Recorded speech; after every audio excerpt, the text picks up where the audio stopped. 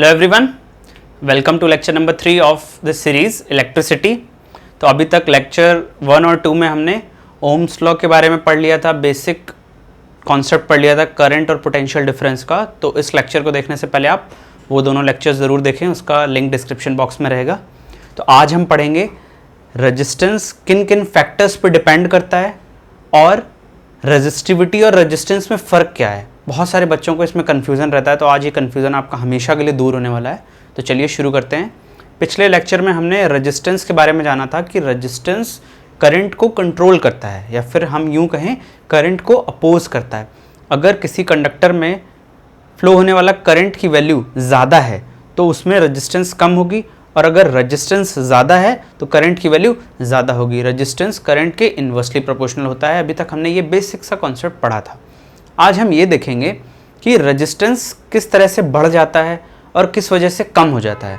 तो बेसिकली आज हम देखने वाले हैं वो फैक्टर्स जिन पे रेजिस्टेंस डिपेंड करता है। ओके, तो यहाँ पे हेडिंग पड़ी हुई है रेजिस्टेंस। हम देखेंगे वो फैक्टर्स जिन पे रेजिस्टेंस डिपेंड करता है। तो अगर मैं आपको पुरानी वाली क्लास में रिकैप में थोड़ा ले जाऊँ तो मैंने आपको समझाने की कोशिश की थी कि आप एक रोड पे चल रहे हो, ठीक है, आप एक रोड पे चल रहे हो। Just a second. हाँ जी, तो ये आपकी बाइक चल रही है और यहाँ पे बीच में और गाड़ियाँ हैं। तो अगर यहाँ पे गाड़ियाँ ज़्यादा होंगी इट मीन्स आपको चलने में प्रॉब्लम आएगी, आपकी स्पीड कम रहेगी, ठीक है। और अगर यहाँ पे गाड़ियाँ ट्रैफिक कम रहेगा तो आपकी स्पीड ज़्यादा रहेगी। अब इसमें हम एक पर्टिकुलर केस कंसिडर करते हैं। वो केस क्या है? वो केस ये है कि अगर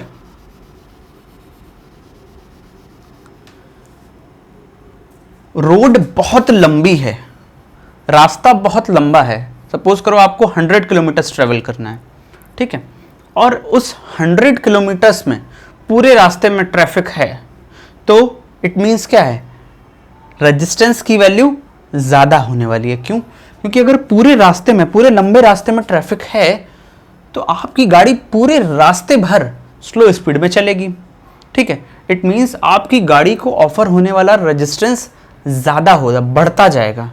ओके, और अगर रास्ता छोटा है, आपको 1 किलोमीटर 2 किलोमीटर जाना है, तो आपकी गाड़ी को कम रेजिस्टेंस फेस करना पड़ेगा। मतलब जितनी ज़्यादा गाड़ियाँ आपकी जो गाड़ी है वो फेस कर रही है, वो उसके लिए रेजिस्टेंस का काम कर रहे हैं। इट मीन्स अगर मैं कंडक्टर की बात करूँ, और क्रॉस सेक्शनल एरिया बनाऊँ, ये पहला फैक्टर मैं आपको बता रहा हूँ, पहला फैक्टर, ठीक है, पहला फैक्टर है लेंथ ऑफ कंडक्टर, ठीक है, कंडक्टर की लेंथ। अगर मैं आपको बोलूं ये कोई कंडक्टर है और ये इसका क्रॉस सेक्शनल एरिया है, ऑब्वियसली यहाँ पे क्या क्या रहेंगे? इलेक्ट्रॉन्स रहेंगे, ओके, एंड एटम्स रहेंगे, आयंस रहेंगे, ठीक है। अब ये इलेक्ट्रॉन सपोज चल रहा है इस डायरेक्शन में, ठीक है, और ये कनेक्टेड है किससे? एक पोटेंशियल डिफरेंस से कनेक्टेड है। पोटेंशियल डिफरेंस क्या करता है? करंट को चलने के लिए रास्ता प्रोवाइड करता है कि किस डायरेक्शन में इलेक्ट्रॉन्स का मोशन होगा। इलेक्ट्रॉन्स का मोशन होता है लो पोटेंशियल से हाई पोटेंशियल, और करंट का हाई पोटेंशियल से लो पोटेंशियल, जो कि हमने आपको पहले लेक्चर में बहुत ही ज़्यादा डिटेल में बता दिया था। तो अगर इस कंडक्टर की लेंथ ज़्यादा होगी, तो क्या होगा? इस इलेक्ट्रॉन को मिलने वाला ऑपोजिशन ज़्यादा होगा, इस इलेक्ट्रॉन के रास्ते में और ज़्यादा इलेक्ट्रॉन्स आएंगे। इस वजह से जो रेजिस्टेंस की वैल्यू है वो क्या होगी? बढ़ जाएगी। तो इसका सीधा सा मतलब क्या हुआ? अगर ये कोई कंडक्टर है जिसकी लेंथ है L, मीन्स रेजिस्टेंस की वैल्यू डायरेक्टली प्रोपोर्शनल होती है लेंथ के, ठीक है बेटा। मीन्स लेंथ बढ़ाओगे रेजिस्टेंस बढ़ेगा, लेंथ घटाओगे रेजिस्टेंस घट जाएगा। Is this clear to you? Okay, अब मैं केस नंबर 2 कंसिडर करता हूँ। केस नंबर 2 में वही बाइक वाला आपको एग्जांपल देता हूँ। जिस रोड पे आप चल रहे थे, मानो उस पर ट्रैफिक अभी भी उतना ही है, अभी भी उतना ही ट्रैफिक है। और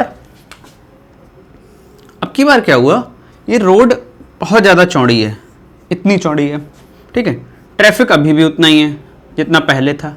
अब क्या होगा, अब आपकी गाड़ी को चलने के लिए जगह ज़्यादा मिल रही है, और जगह ज़्यादा मिलने की वजह से उसका स्पीड जो है वो बढ़ जाएगा पहले के कंपैरिजन में। इट मीन्स अगर एरिया ज़्यादा है, इसको बोलते हैं cross sectional area. Cross sectional area को अगर आप समझो, अगर ये एक वायर है, ठीक है, इसको वायर समझो, तो जो ये एरिया दिख रहा है, ये आपको सर्कल जो दिख रहा है ना, ये एरिया, ठीक है बेटा, इधर साइड से ये एरिया। तो किसी भी वायर जो होता है वो सिलेंड्रिकल शेप का होता है, तो उसका जो ये क्रॉस सेक्शनल एरिया होता है, इस एरिया को अगर बढ़ा दिया जाए तो उसका रेजिस्टेंस कम हो जाएगा। जैसे रोड की चौड़ाई जो है, अगर उसको बढ़ा दिया जाए तो गाड़ी को मिलने वाला ऑपोजिशन कम हो जाएगा, ठीक है। तो ये हमारा केस नंबर 2 है। केस नंबर 2 क्या है, कहता है कि रेजिस्टेंस कैसे डिपेंड कर रहा है, एरिया पे, एरिया ऑफ कंडक्टर,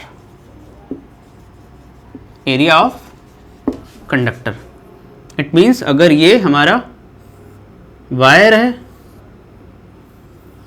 और ये है इसका cross sectional area, this is the cross sectional area, ठीक है, तो resistance will be inversely proportional to area.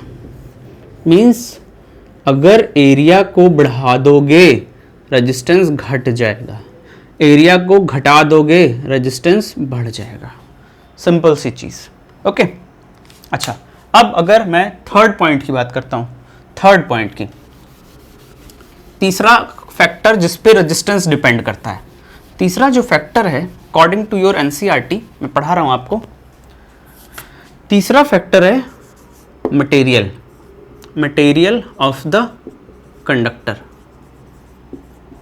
It means different material के लिए रेजिस्टेंस की वैल्यू डिफरेंट होगी। लाइक अगर मैं कॉपर की बात करूं तो कॉपर को ऑफर होने वाला रेजिस्टेंस कुछ अलग होगा, एल्यूमिनियम की बात करूं उसका रेजिस्टेंस अलग होगा, गोल्ड की बात करूं, सारे कंडक्टर्स हैं बेटा, सिल्वर की बात करूं तो अलग होगा, ठीक। जिसका रेजिस्टेंस सबसे ज़्यादा कम होगा वो आसानी से उसमें करंट फ्लो होगा। जनरली हम घरों में जो वायरिंग करते हैं उसमें हम कॉपर का यूज़ करते हैं, ठीक है।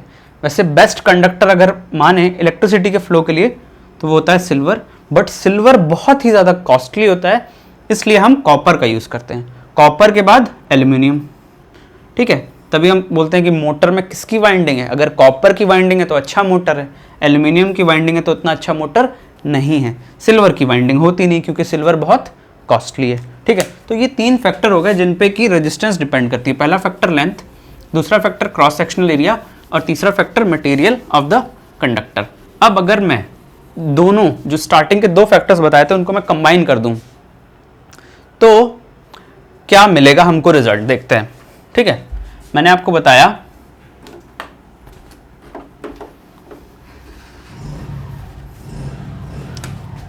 R is directly proportional to L, okay.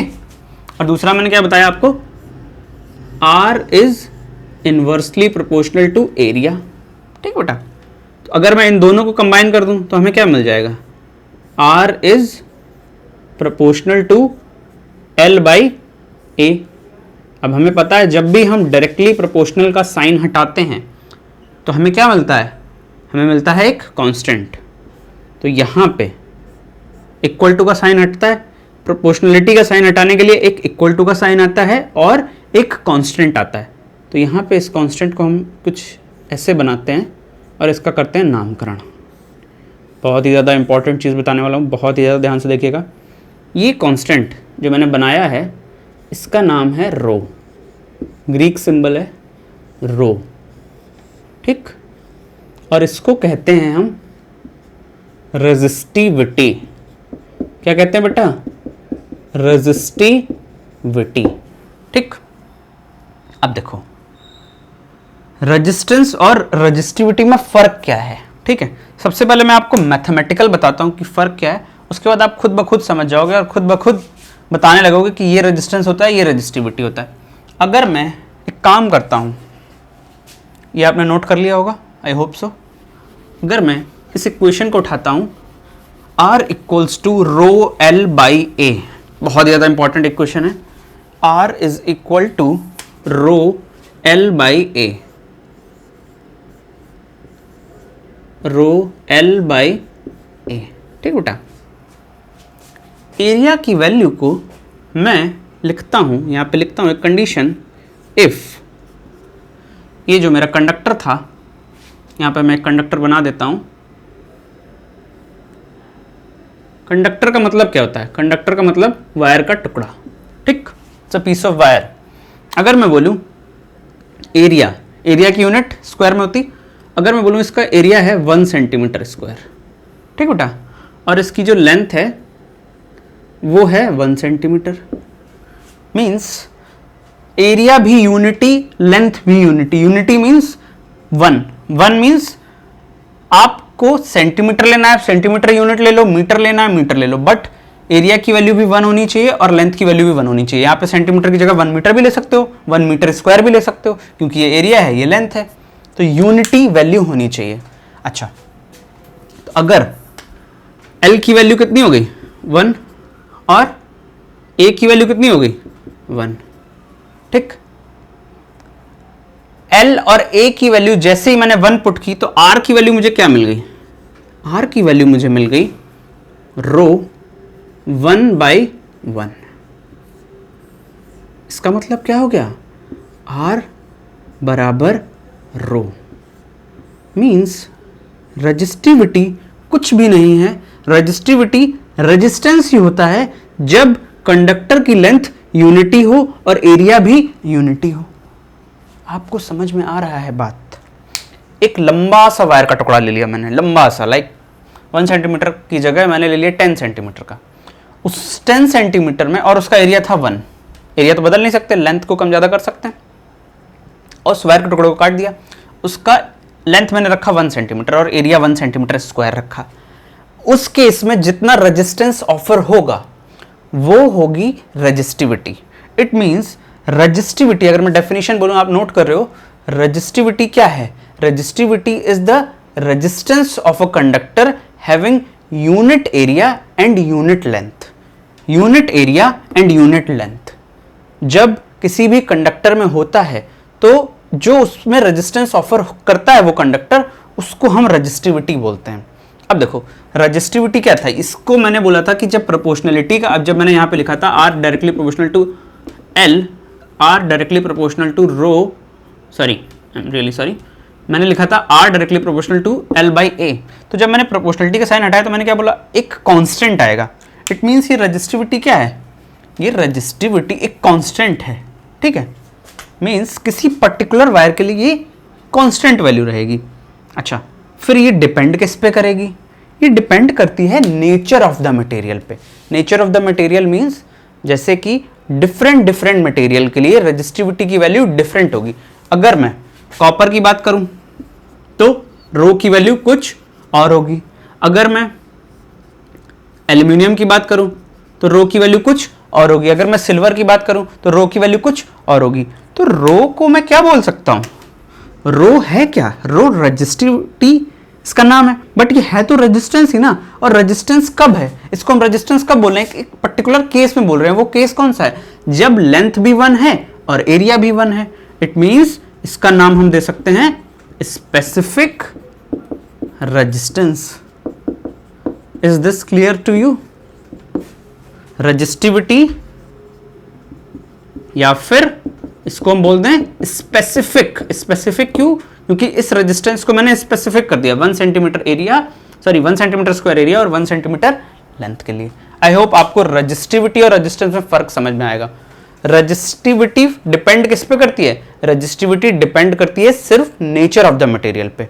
और आप हायर क्लासेस में जाओगे तो आपको ये भी पता चलेगा कि रेजिस्टिविटी टेम्परेचर पे भी डिपेंड करती है, बट अभी क्लास 10th में इतना डीप में कॉन्सेप्ट नहीं है। अगर मैं कंडक्टर की बात करूं तो रेजिस्टिविटी की जो वैल्यू होती है वो टेम्परेचर बढ़ाने से बढ़ जाती है, और अगर मैं इंसुलेटर्स की बात करूं तो रजिस्टिविटी की वैल्यू टेम्परेचर बढ़ाने से घट जाती है। तो अभी आपको इतना डिटेल में नहीं जाना, अभी आपको सिर्फ ये पता रखना है कि रजिस्टिविटी की अगर डेफिनेशन आती है एग्जाम में तो आपको क्या लिखना है, resistivity is the resistance of a conductor having unit length and unit area, and resistivity is the characteristic property of the material, material की कैरेक्टरिस्टिक है, it depends on the nature of the material, different materials के लिए resistivity की value different होगी, that's it. अब last चीज हम देखेंगे रजिस्टिविटी की यूनिट, ठीक है बेटा, रजिस्टिविटी की यूनिट देख लेते हैं फटाफट से। रेजिस्टेंस की यूनिट सबको पता है, रेजिस्टेंस की यूनिट होती है ओम, तो हमें पता है R is equal to rho L by A होता है। तो अगर मैं रो को रीअरेंज करूं, ए को इधर ले जाऊं तो कितना हो जाएगा, R into A is equal to rho L, तो R into A upon L, ये किसके इक्वल आ गया, रो के इक्वल आ गया, ठीक है बेटा। तो रो की यूनिट हमने ले ली, रेजिस्टेंस की यूनिट ओम, एरिया की unit metre square, SI unit की अगर मैं बात करूं, ठीक है, सेंटीमीटर स्क्वायर आप लिख सकते हो, but SI unit standard unit की बात करूं तो मीटर स्क्वायर, और लेंथ की यूनिट मीटर। तो ये हो गया हमारा रो, मीटर से एक मीटर स्क्वायर कैंसिल, तो रो की यूनिट क्या आ गई बेटा, ओम मीटर, ठीक है। आई होप इसमें स्टार बना लो आप अगर आप नोट्स बना रहे हो, I hope this is clear to you. तो रेजिस्टेंस और रेजिस्टिविटी में बस इतना सा फर्क है कि रेजिस्टेंस की वैल्यू डिपेंड करती है किस पे, लेंथ पे, और एरिया पे। लेंथ बढ़ाने से रेजिस्टेंस बढ़ेगा, एरिया बढ़ाने से रेजिस्टेंस की वैल्यू घट जाएगी, सिंपल सा फंडा, ये चीज आप अपने दिमाग में बसा लो। और रेजिस्टिविटी का केस क्या है, रेजिस्टिविटी होती है, रेजिस्टेंस ही होती है, उसका नाम स्पेसिफिक रेजिस्टेंस होता है। क्यों, क्योंकि रेजिस्टिविटी वो रेजिस्टेंस होती है जब कंडक्टर या वायर की लेंथ 1 मीटर हो और उसका एरिया 1 मीटर स्क्वायर हो। और रेजिस्टिविटी किस पर डिपेंड करती है, मटेरियल के नेचर पर डिपेंड करती है, ठीक है। और रेजिस्टिविटी की यूनिट क्या बेटा, रेजिस्टिविटी की यूनिट होती है ओम मीटर। अगले क्लास में हम बहुत ही अच्छे अच्छे न्यूमेरिकल्स करेंगे एनसीईआरटी के, ओम्स लॉ से रिलेटेड और रेजिस्टेंस और रेजिस्टिविटी से रिलेटेड। तो आई होप आपको आज का वीडियो अच्छा लगा होगा। अगर आप अभी भी इस वीडियो को देख रहे हैं, थैंक यू सो मच।